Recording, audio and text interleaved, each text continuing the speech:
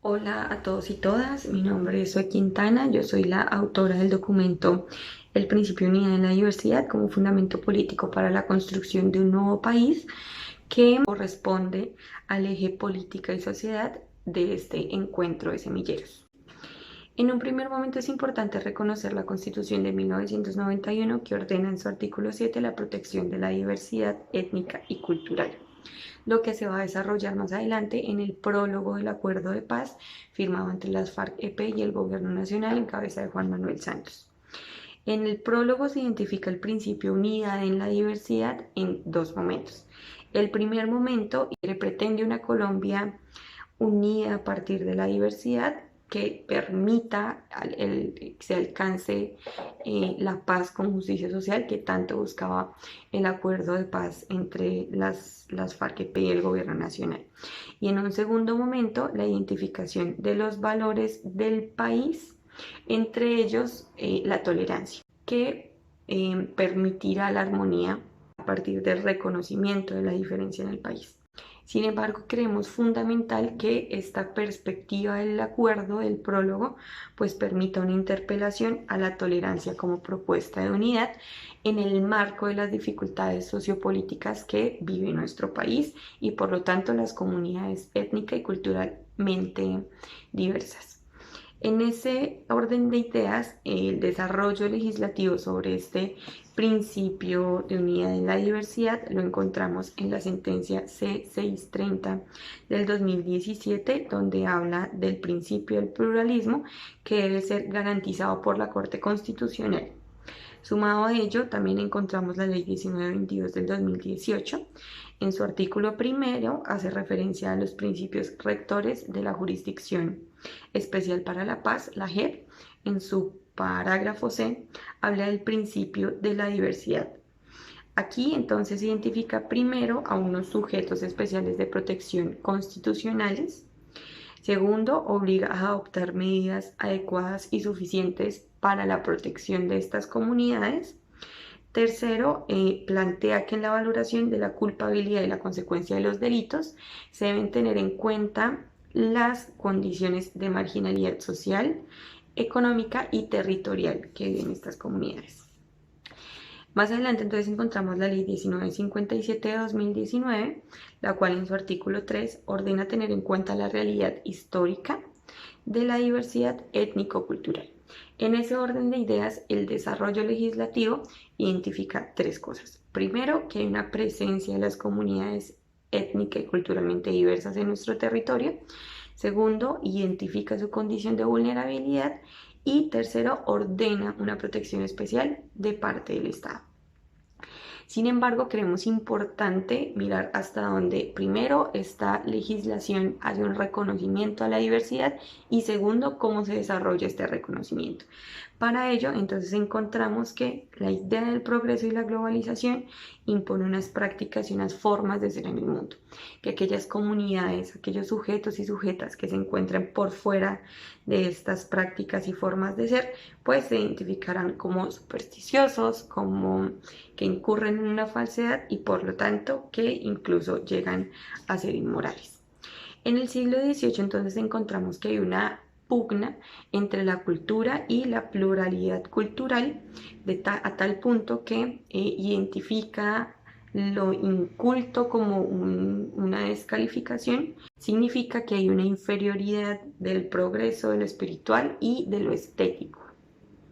Esto es fortalecido a partir de la industrialización con la idea de desarrollo que termina despojando a la cultura de la identidad y termina individualizando el ser, lo que le da una connotación ontológica al problema de la identidad y de la cultura y por lo tanto de la diversidad a partir de la multiplicación de las visiones del mundo y la ausencia de un criterio unificador aceptable. Entonces, claro, con Descartes en la duda cartesiana esta ruptura con la filosofía clásica, la ruptura con la comunidad, la ruptura de esa unidad entre la naturaleza hombre-mujer y la ruptura con las costumbres como cultura a partir de la autocomprensión del hombre y la mujer modernos de una manera absolutamente individual, pues permite una oda y una reproducción del individualismo.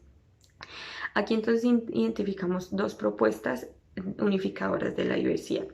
La primera propuesta parte de la universalidad valorativa, producto del rito cristiano, que establece unos mínimos estratégicos del respeto al otro y a la otra, con búsqueda de garantías o si se quiere más bien de beneficios propios individuales. Sumado a ello, en un segundo momento está la comprensión cientificista de lo universal, que plantea lo válido universalmente, que en términos concretos es objetivo, es demostrado en la praxis y por lo tanto es científico. Aquí Habermas y Apple van a fundamentar lo que llamarán la racionalidad comunicativa como aquellas reglas y presupuestos que nacen de la interacción entre sujetos y sujetas. Estas reglas y presupuestos entonces le dan a la comunicación una pretensión de validez a partir del discurso. Entonces el discurso, la conversación pública para la gente, el discurso político pretende, si se quiere, una validez per se. Sin embargo, entonces, digamos que, o a la par más bien, encontramos que sí se identifica algunas violencias, la subjetiva y la objetiva. La violencia subjetiva se expresa a partir de la violencia simbólica y sistemática, y la violencia objetiva pretende ser un disfraz de la violencia subjetiva. La violencia objetiva entonces es el no reconocimiento a la diversidad que se subsana a través del reconocimiento individual. Esto quiere decir que ese disfraz del sistema de cosas se expresa a partir de la desigualdad, de la explotación, de la injusticia, ¿sí?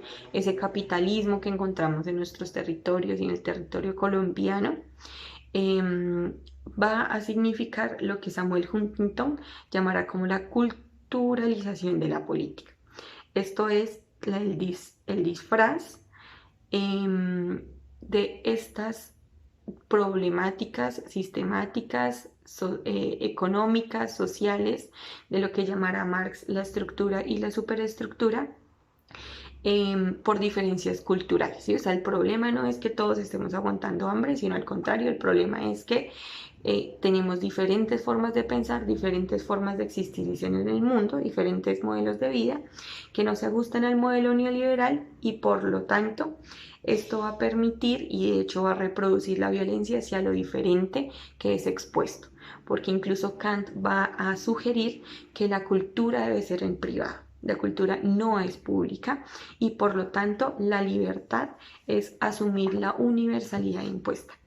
Así entonces Zizek identificará el choque de civilizaciones como la política del fin de la historia, en términos de cómo ese choque de civilizaciones se identifica en términos de problemas culturales y no problemas políticos sistemáticos, recordando un poco a Fukuyama. Finalmente, entonces, creemos que el principio de la unidad en la diversidad como el proyecto popular común que va a permitir la conservación de las identidades en esa construcción de la política. Asimismo, Manuel Marulanda en el programa del Gobierno Popular Democrático, en los 9 puntos, identifica la libertad de palabra. Por eso creemos que esa libertad de palabra hace referencia a la posibilidad de construir desde abajo una política a implementar en nuestros territorios. Y la construcción desde abajo implica una unidad en la diversidad.